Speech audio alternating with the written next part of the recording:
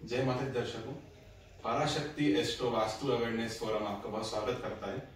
आइए अब अपन अपने दुर्गा सप्तशती के रहस्य को आगे बढ़ाते हैं और गुरु जी के माध्यम से जानते हैं कि सप्तशती का पाठ कैसे करें, इसकी पाठ की विधि क्या है। गुरु जी, इसके बारे में बताइए। दर्शकों को जय माता दी, मेरी तरफ से नमस्कार, प्रणाम। जैसा कि हमने बताया, जब भी हम, क्योंकि हमारी श्रृंखला है, हमारे इष्ट की श्रृंखला है माँ भगवती की, सबसे पहले हम माँ का स्मरण करें। ओम नमश्चंडिकाय नमः।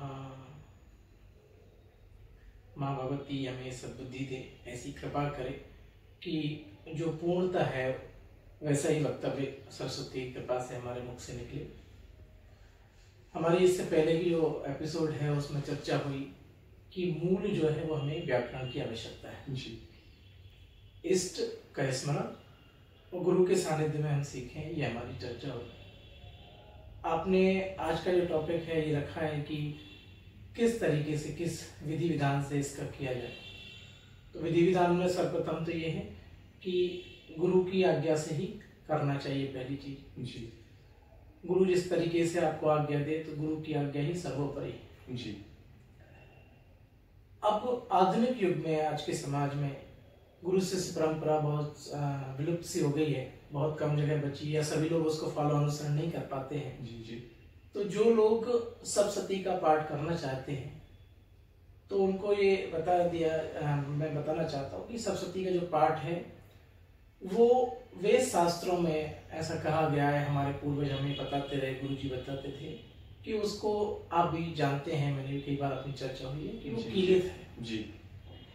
मतलब सप्तशती के पाठ का अगर आपको मर्म, उसका रहस्य का फल चाहिए तो उसका पहले उत्कीलन होना आवश्यक है। जी। उत्कीलन मतलब उसको खोलना आवश्यक है। तो सप्तशती के पाठ के पहले एक कीलित पाठ होता है जी, उसको करना आवश्यक है। अब दर्शकों को मैं बताना चाहता हूँ, कीलित का मतलब होता है, उसका तात्पर्य है खोलना। किसी भी चीज को खोलने का जो है वो कीलित कहा जाता है। जी। तो उसको मंत्र दृष्टा जो है, ऋषि मुनि है, उन्होंने उसको कीलित करके रखा है। भगवान शिव ने कहा कि इसको सामान्य जन्मांश तक हमको नहीं पहुंचा। तो देवी पाठ के पहले, क्योंकि देवी पाठ के विषय में भगवान शिव ने ये कहा है जी कि ये कीलित है। कीलित का मतलब होता है बंधा हुआ, बंधा हुआ। अब उसका उत्कीलन करना, उत्कीलन मीन्स खोलना, उत्कीलन आवश्यक है। उत्कीलन की प्रक्रिया क्या है ये मैं आपको बताता हूं। कीलित खोलने के पहले, उत्कीलन करने के पहले आपको अर्गला करना आवश्यक है। गुरु जी, अर्गला क्या होता है? अर्गला मैं आपको बताता हूँ स्टेप बाय स्टेप। तो सबसे पहले देवी पाठ के पहले आपको कीलित जो है, कीलित को बांधा इसलिए गया है ताकि वो जनमानस जो है उसमें ऐसा कहा गया है कि हर किसी को नहीं बताना है। तो क्या है कि सप्तशती बहुत ही एक तेज साधना है जी। अगर जनमानस को बता दिया जाए, इसके फायदे बता दिए जाए, तो सप्तशती इतना तेज है, उसका प्रभाव या उसके परिणाम जो कहें अपन, सिद्धियां इतनी हो जाती हैं जी कि अगर इसका रहस्य खोल दिया जाए तो जो जनमानस, क्योंकि हर व्यक्ति के हृदय में परहित की भावना नहीं है जी, सृष्टि के कल्याण के लिए इसकी रचना की। जी जी। ये इतना तेज है, इसका प्रताप इतना है कि लोग इसका गलत फायदा भी उठा सकते हैं, इसलिए इसको कीलित किया गया। मतलब शक्ति का बंधन किया गया। तो सप्तशती के पाठ के पहले कीलन को उत्कीलित खोलना आवश्यक है जी। कीलित के पहले अर्गला की एक अवस्था आएगी। जैसा कि आपने पूछा कि अर्गला क्या है, तो अर्गला का मतलब है कि आपके जीवन में जो भी अड़चने आ रही हैं, जो परेशानियां हैं, वो उनको खोलना है जी। वो अर्गला है। अर्गला में मान लीजिए आप एक साधक हैं जी, और साधना करने में कोई वासना आपके मन को खाए जा रही है। वासना जैसे किस टाइप की वासना? जैसे धन की लोलुपता है, धन कमाना है जी जी, या आर्थिक रूप से आप परेशान हैं। जीवन में अगर आप आर्थिक समृद्ध नहीं हैं तो निश्चित सी बात है कि आपका मन जो है भगवान में नहीं लग पाएगा। जी। तो आर्थिक समृद्धि पहली स्थिति है। जी। आर्थिक समृद्धि के बाद आपके परिवार के प्रति जो कर्तव्य है वो भी बहुत जरूरी आवश्यक है। तो साधक के जीवन में अर्थ की कमी के कारण काम और जो मूलभूत आवश्यकताएं होती हैं जी जी उनकी कमी के कारण अगर साधना में कोई अड़चन आ रही है जी, तो उन अड़चनों को दूर करने के लिए हम भगवती से प्रार्थना करते हैं जी। उसी प्रार्थना की जो प्रक्रिया है वो अर्गला स्त्रोत है। अच्छा। अब अर्गला करने के पहले चूंकि सीधी सी निश्चित सी बात है कि आप भगवती का आह्वान कर रहे हैं जी। और ऐसा कहते हैं कि शक्ति जो है प्रेत पर सवार होकर आती है जी। तो जब भी आप शक्ति की साधना करते हैं तो वो तो जगत की अम्बा है, मुक्ति देती है आपको, मुक्ति रहस्य, चूंकि सरस्वती एक प्रकार से मुक्ति रहस्य, मुक्ति भुक्ति रहस्य है। जी जी। तो जब आप भगवती की साधना करते हैं तो सभी प्रकार के प्राणी जीव जंतु आपकी ओर आकर्षित होते हैं जी। तो भूत प्रेत आदि ये भी आपकी तरफ आकर्षित होते हैं क्योंकि निश्चित सी बात है इनको अपनी मुक्ति चाहिए जी। तो कहते हैं ऐसा कि शक्ति प्रेत पर सवार होकर आती है जी। अब वो जो प्रेत आदि हैं उनसे आपकी सुरक्षा बनी रहनी चाहिए क्योंकि आप सिद्धस्थ क्षेत्र में जा रहे हैं जी। तो आपका जो फल है वो कोई और ना ले जाए। जी जी। और ये जो शक्तियां हैं प्रेत आदि ये आपको परेशान ना कर सके तो आपको एक सुरक्षा कवच की आवश्यकता है जी। क्योंकि आप शक्ति का आह्वान कर रहे हैं। तो उसी सुरक्षा कवच को देवी कवच कहा गया है। जी। कहने का मतलब ये है कि सप्तशती का अगर पाठ आपको करना है, प्रारंभ करना है, तो सर्वप्रथम आपको देवी कवच। देवी कवच का मतलब है कि हमें शरीर के हर अंग पर भगवती के नाम उच्चारण के द्वारा उनकी अलग अलग प्रकार की जो ऊर्जा है जी, उस ऊर्जा को प्रतिस्थापित करना है। जी। या यूं करें कि हमारे जो 7 चक्रास हैं ऊर्जा के, उन 7 चक्रास में शक्ति के 7 ऊर्जा केंद्रों को शरीर के अलग अलग अंगों पर हमको विराजमान करना है ताकि हमारे जो चक्र हैं वो पुनर्ऊर्जित हो जाए। जी। इसके लिए हम ये कहेंगे कि हमारे जो पूरा प्राण शरीर है उसमें एक ऐसी चेतना, एक ऐसी सक्रियता आ जाए, हमारी एक ऐसा तारतम्य बन जाए शक्ति के साथ कि हमें बाहरी चीजें बाधा ना पहुंचा पाए। यही इसका एक आध्यात्मिक एक प्रायोगिक तरीका है। जी। तो हम जब बाहरी वस्तुओं से अपना सुरक्षा मंडल तैयार करते हैं, भौतिक वस्तुओं से, तो वो तंत्र कहलाता है। जी। और जब हम उसके मूल भाव के साथ एक सुरक्षा कवच तैयार करते हैं तो उसमें देव नाम जुड़ जाता है, उसी को हम देवी कवच कहते हैं। जी। तो शरीर के अलग अलग अंगों पर सप्तशती के देवी के जो अलग अलग नाम उच्चारण है, जो ऊर्जा केंद्र है, अलग अलग प्रकार की जो ऊर्जाएं हैं शक्ति की, उनको शरीर के हर अंग के हिस्से पर स्थापित करना, शरीर के हर जितने भी प्रकार के ऊर्जा चक्र हैं उनमें अलग अलग प्रकार की शक्ति की ऊर्जा को प्रतिस्थापित करना और एक सुरक्षा आभा मंडल तैयार करना ताकि हमारा मन भटक ना पाए, बहक ना पाए और देवी के साथ हमारी तारतम्यता बन जाए। जी। यही देवी कवच है। जी। देवी कवच की स्थिति जब संपूर्ण हो जाती है तो उसके बाद अर्गला मतलब हमें जीवन में जो भी आर्थिक विपन्नताएं आ रही हैं, जो परेशानियां आ रही हैं रिश्तों के द्वारा, समाज के द्वारा, आर्थिक तंगी के द्वारा, मन के द्वारा, तन के द्वारा, रोग आदि के द्वारा, मान लीजिए जीवन में आपके पास धन वैभव यश नहीं है और आपका मन भ्रमित हो रहा है जी। तो शक्ति से हम ये प्रार्थना करते हैं कि हे भगवती, इन के प्रति हमारा नियंत्रण कैसे हो। तो नियंत्रण का एक सहजता तरीका जनमानस के लिए कि अगर उसको वो चीजें मिल जाए जी तो फिर वहां अड़चन पैदा होना बंद हो जाएगी। जी। तो अर्गला का मतलब है कि यश मिले, शक्ति मिले, प्रेम मिले, विवाह मिले और ये सारी चीजें जो है आपको जीवन मिल जाए ताकि साधक को परेशानी ना हो। तो अर्गला में अड़चनों को दूर करने की बात होती है। जी। देवी कवच, अर्गला। और कीलित का मतलब है बंधन को खोलना, बंधन है उसका उत्कीलन करना। जी। किस प्रकार के बंधन? आपने पहले सुरक्षा कवच तैयार किया जी। सुरक्षा कवच के बाद आपने अर्गला माँ से कहा कि सब प्रकार की बाधाएं दूर हो जाएं। तो निश्चित ही बात है आपके पास धन भी आएगा, यश भी आएगा, वैभव भी आएगा। तो जब आप शक्ति की साधना शुरू करते हैं तो ये सारी चीजें आपके आसपास आती हैं, लेकिन इनके कारण आप भटके ना। क्योंकि अगर आप भटक गए तो आपका बंधन हो गया, आपका पैसे में बंधन हो गया, आपका मोह में बंधन हो गया।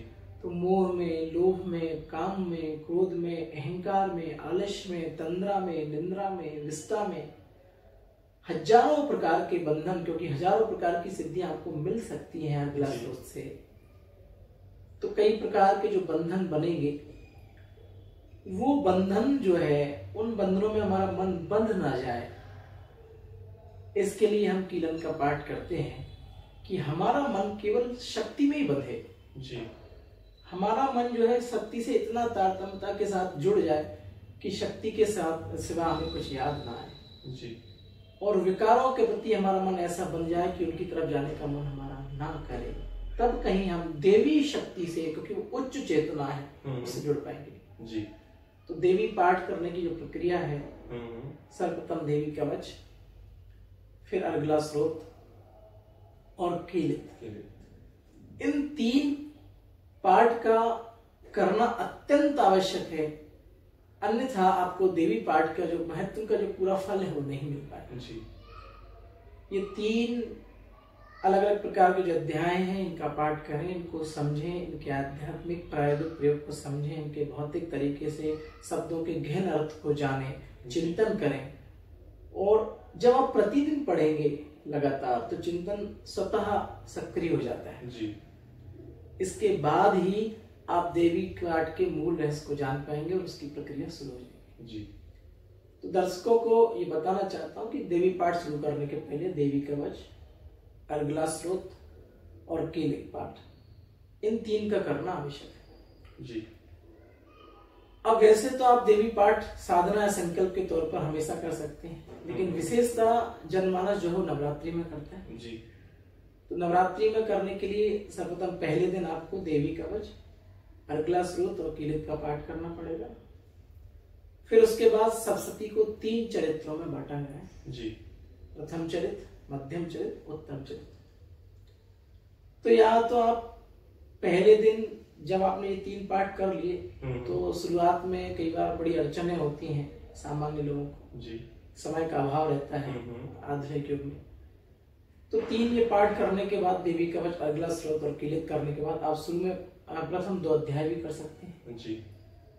तो पहले दिन आपने 2 अध्याय कर लिए तो बाकी आपके पास 8 दिन बचते हैं। तो फिर आप पहले स्थिति में पहले दिन आपने 2 हो गए तो टोटल आपके पास 5 रहते हैं। अब आपके पास टोटल कुल मिलाकर 13 अध्याय है, 11 बच्चे हैं जी। तो उसके बाद अगले दिन जो है आप 5 अध्याय कर सकते हैं जी, 7 हो जाएंगे जी। अगले दिन फिर आप 6 अध्याय कर सकते हैं, 13 हो जाएंगे। गुरुजी 2, 5 और 6 अध्याय ऐसा क्यों तोड़ा गया है इसको? इसमें हम क्या कर रहे हैं, 3 चरित्रों को अलग अलग में बांट रहे हैं, महाकाली, महालक्ष्मी, महासरस्वती जी। तीनों चरित्रों को बांट देंगे तो क्या बीच में व्यवधान नहीं आ पाता है। अच्छा। शक्ति से हमारी चेतना तारतम्यता बनी रहती है। अच्छा। बीच में अगर पाठ छोड़ेंगे तो वहां या तो हम एक चरित्र को पूरा कर लें या पूरे दोनों चरित्रों को कर लें या तीनों चरित्रों को कर लें, क्योंकि बीच में छोड़ने से एक तो ये है कि आपकी जो लय है वो बिगड़ जाएगी, अर्थ के साथ जो आपकी तारतम्यता बनी हुई है वो टूट जाएगी, और निश्चित सी बात है कि आपका जो भाव है उसमें कहीं ना कहीं थोड़ी सी कमी आ जाएगी, और जो सिद्धस्थ आप होना चाहते हैं उसके प्रतिफल में भी कमी हो जाएगी जी। तो या तो 3 चरित्रों को अलग अलग बांट लें या 9 दिन में आपको हर दिन के अध्याय करना है, रोज एक अध्याय करना है। अंतिम दिन अगर आपके पास बचते हैं तो आपको 4 या 5 करना पड़ेगा अध्याय, फिर उसको करना है जी। वैसे तो नियम है कि एक दिन में आप कंप्लीट पूरे 13 अध्याय करें, लेकिन समय का अभाव है तो रोज एक अध्याय भी कर सकते हैं। लेकिन साधकों के लिए विशेष, अगर घर में आपके कोई देवी पाठ बैठा है, आपने स्थापना की है, जवारे वगैरह स्थापित किए हैं, तो शास्त्रोक्त तो 3 समय की संध्या के अनुसार 3 पाठ होना आवश्यक है जी। अगर आप थोड़ा सा और गहराई में उतरते हैं तो इसमें रात्रि सूक्त का भी वर्णन है जी। रात्रि सूक्त का पाठ भी अवश्य होना चाहिए। गुरुजी ये रात्रि सूक्त क्या है? रात्रि सूक्त भी उसमें भगवती के ही बारे में बताया गया है, भगवती की चेतना, सक्रियता, भगवती से कैसे जुड़ा जाए, भगवती की महिमा ये बताया गया है जी। और ये विशेष रूप से ये बताता है कि ये सिद्ध का जो सप्तशती का जो पाठ है जी, ये शाक्त परंपरा का है और शाक्त परंपरा की अत्यधिक जो साधना है वो रात्रि में होती है। अच्छा। और माँ भगवती को भी काल रात्रि कहा गया है। तो रात्रि सूक्त का मतलब यह है कि देवी के सूक्त हैं उसमें, देवी की महिमा उसमें बताई गई। देवी सूक्त, रात्रि सूक्त, इनमें देवी की महिमा बताई गई। तो रात्रि सूक्त का पाठ भी अत्यंत आवश्यक है और संपूर्ण 13 अध्याय होने के बाद जो है क्षमा प्रार्थना भी आपको करना आवश्यक है। तो गुरुदेव रात्रि सूक्त 13 अध्याय के पहले करा जाए कि बाद में करा जाए? ये देवी की महिमा है ना। वैसे तो आपने समय का अभाव रहता है तो 3 आपने पाठ कर लिए। हाँ। शुरू में ही आपको रात्रि सूक्त कर लेना चाहिए। अच्छा, अगला स्तोत्र में रात्रि सूक्त करना है। हाँ, और अगर आपके पास समय का अभाव है तो आप 3 कवच का पाठ तो करें और सीधा देवी पाठ करें जी। फिर अगर आप जब आपको समय मिल जाए तो आप रात्रि सूक्त का पाठ कर सकते हैं। तो एक प्रक्रिया हो गई देवी पाठ को करने की। गुरुजी मेरा और हमारे दर्शकों का प्रश्न था कि जो लोग असमर्थ हैं या बुजुर्ग हैं वो कैसे पाठ को मैनेज करें, और वो करना चाह रहे हैं लेकिन देवी जी के शरण में जाना चाह रहे हैं लेकिन वो असमर्थ हैं, बुजुर्ग हैं, थोड़े कर नहीं पाएंगे, तो वे कैसे अपना फल प्राप्त करेंगे? देखिए, साधना तो निश्चित ही बात है कि एक कठिन प्रक्रिया होती है, सहज तो होती नहीं। अगर आप बुजुर्ग हैं, आपके पास शारीरिक क्षमताएं कम है तो आप, मैं कहता हूं कि सिर्फ देवी के 7 श्लोक की दुर्गा होती है जी, है ना, उसका पाठ कर सकते हैं जिसमें 7 श्लोक मात्र है। तो उससे आपका मन जो है वो खिन्नता को प्राप्त नहीं होगा और आप 7 श्लोक का पाठ करेंगे तो भी उसमें आपको विशेष रूप से मतलब माँ से तारतम्यता बन जाएगी जी।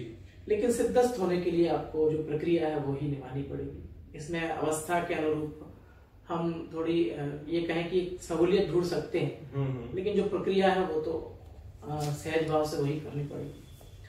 हाँ, इसमें एक और बात ये कही गई है कि अगर आप सप्तशती पाठ आदि नहीं करना चाहते हैं तो आप सिद्ध कुंजिका का पाठ भी कर सकते हैं। अच्छा अच्छा।